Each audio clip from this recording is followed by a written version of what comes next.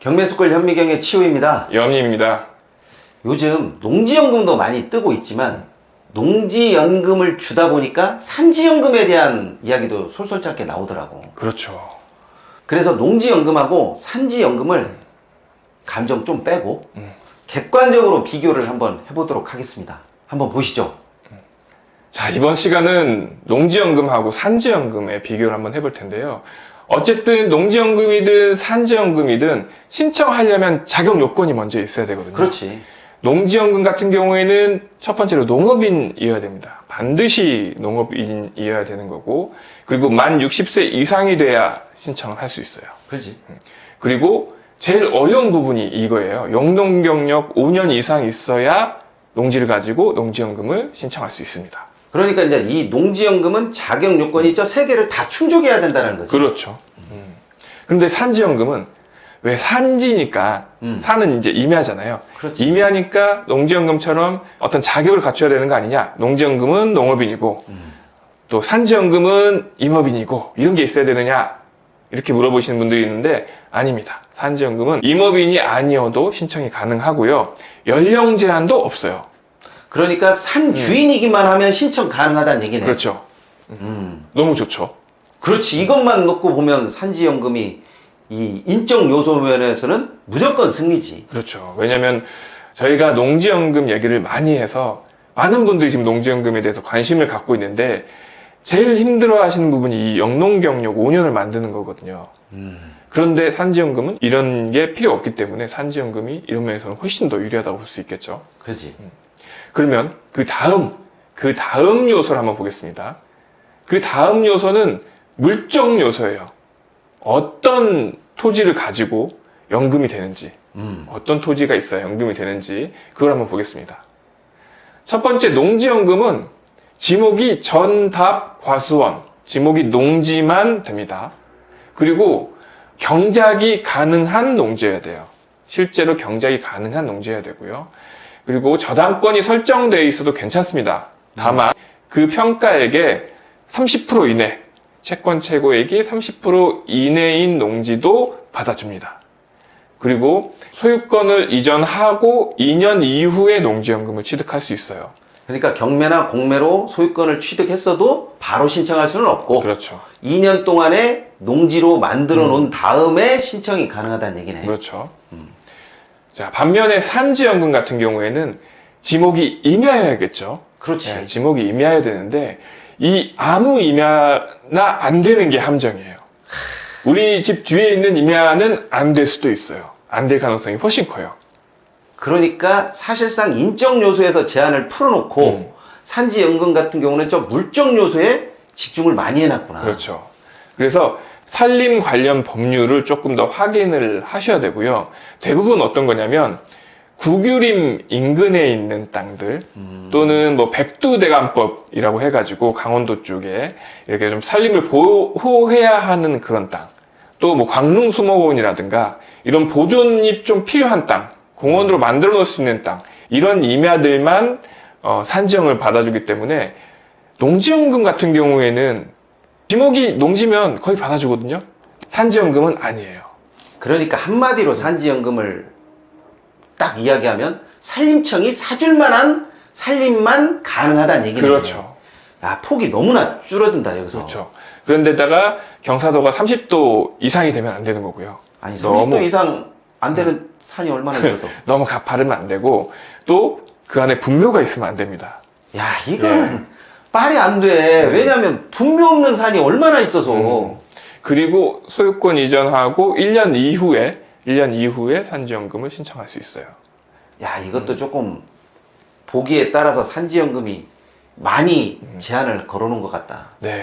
그래서 뭐 가끔 유튜브라든가 아니면 다른 뭐 블로그라든가 이렇게 보면 산지연금이 또 새로운 투자처로 뭐 부상되고 있다. 그래서 가만히 좀 찾아보니까 제한이 너무 많아요. 내가 또 듣기로는 산지연금에 신청을 할 때 금액이 너무 작대. 자, 그리고 세 번째가 이 연금 산정 기준과 금액이에요.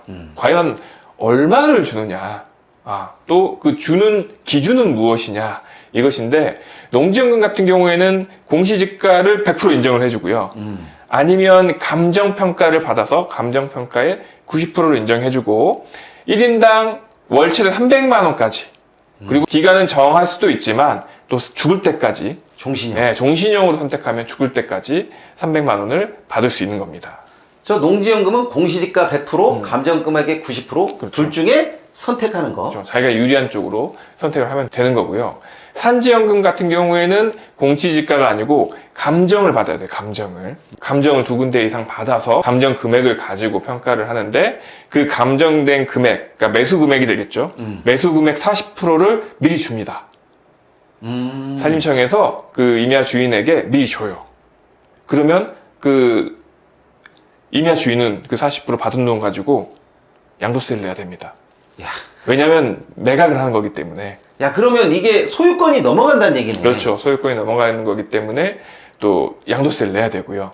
나머지 60%에 대해서 10년간 산림청에서 매월 나눠서 주는 거예요. 그러니까 한마디로 얘기해서 소유권은 넘어가고 나머지 잔금 부분을 10년에 걸쳐서 이자 포함해서 주겠다. 그렇죠. 그러니까 어떻게 보면 할부인 셈이죠. 아, 네, 할부로 주는 거고. 대신 산지연금 같은 경우에는 금액의 제한은 없습니다. 사실상 금액이 제한이 있다고 하더라도 그렇게 큰 금액이 안 될 것 같다. 그렇죠. 왜냐하면 이 임야 자체가 뭐 우리 도심에 있는 그런 임야가 아니고 대부분 뭐 저기 국유림 인근이니까 뭐 국립공원 인근이라든가 이런 데니까 땅값 자체가 낮겠죠. 산골짜기구만. 산골짜기고 뭐 면적은 넓다고 하더라도 금액 자체가 좀 크지 않은 부분이 있으니까 내가 듣기로는 평당 뭐 4,000원, 2,000원 뭐 그 얘기 들었어. 그러면 아이고야 이게 1억 받으려면 얼마가 있어야 된다는 거야. 그러니까 쉽지가 않네. 얼핏 보면 산지연금으로 인해서 굉장히 큰 혜택을 주는 것 같기도 하지만 두 개를 비교해서 놓고 보니까 상대적으로 농지연금이 돋보인다. 그렇죠. 본인이 아버지한테 임야를 상속받았거나 증여받았거나 그런데 막상 쓸 데가 없어.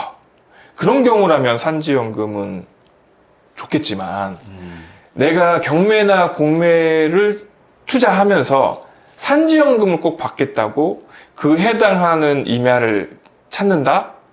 그건 조금 너무 막연할 것 같아요.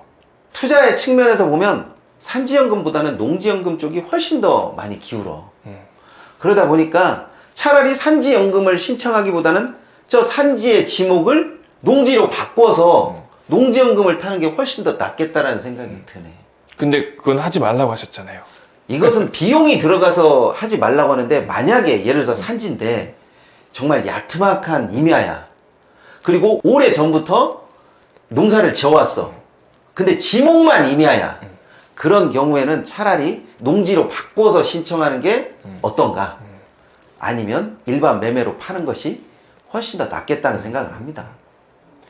자, 산지연금에 관심이 있으신 분이라면 저희 영상을 찾아보시면 얼마 전에 산지연금에 대해서 소개한 영상이 있거든요. 그 영상을 한번 좀 꼼꼼히 보십시오. 어떤 임야가 산지연금에 해당하는지를 좀 살펴보시면 제가 읽다가 숨이 차가지고 힘들어서 포기했거든요.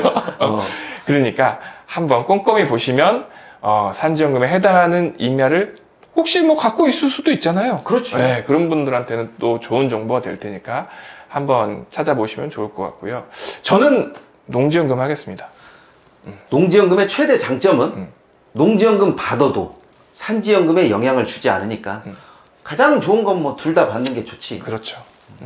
저는 산지연금 해당하는 임야 찾는 그 시간보다 그냥 좋은 농지를 발견해서 농지연금용으로 쓰도록 하겠습니다. 투자적인 측면에서는 산지연금보다는 농지연금이 확실히 조금 나은 것 같기는 합니다. 네. 자, 이번 시간에는 여기까지 하도록 하겠습니다. 감사합니다. 감사합니다.